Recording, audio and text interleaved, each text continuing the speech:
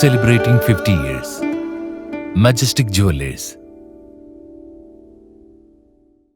രാത്രികാല കർഫ്യൂവും ഞായറാഴ്ച ലോക്ക്ഡൌണും പിൻവലിച്ചു. ഒക്ടോബർ 4 മുതൽ കോളേജുകൾ തുറക്കാനും തീരുമാനമായി. അവസാന വർഷ വിദ്യാർത്ഥികൾക്കായാണ് കോളേജുകൾ തുറക്കുക. മുഖ്യമന്ത്രിയുടെ അധ്യക്ഷതയിൽ ചേർന്ന കോവിഡ് അവലോകന യോഗത്തിലാണ് തീരുമാനം. കോവിഡ് പ്രതിരോധ പ്രവർത്തനങ്ങളുടെ ഭാഗമായി സംസ്ഥാനത്ത് ഏർപ്പെടുത്തിയ രാത്രികാല കർഫ്യൂവും ഞായറാഴ്ച ലോക്ക്ഡൌണും പിൻവലിക്കാൻ തീരുമാനമായി. കോവിഡ് അവലോകന യോഗത്തിനു ശേഷം മുഖ്യമന്ത്രി പിണറായി വിജയനാണ് ഇക്കാര്യം പ്രഖ്യാപിച്ചത്. കോവിഡ് കേസുകളിൽ ഒരാഴ്ചക്കിടെ വലിയ വർധനവില്ലെന്ന് മുഖ്യമന്ത്രി പറഞ്ഞു. പുതിയ സാഹചര്യത്തിൽ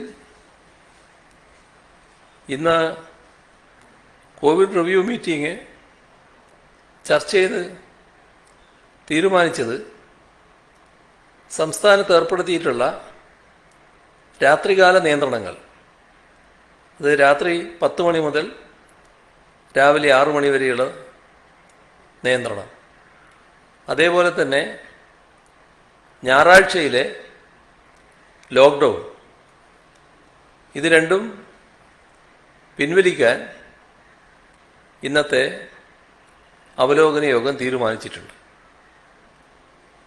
അതോടൊപ്പം ചില പ്രധാന തീരുമാനങ്ങൾ ഇന്ന് എടുക്കുകയുണ്ടായി.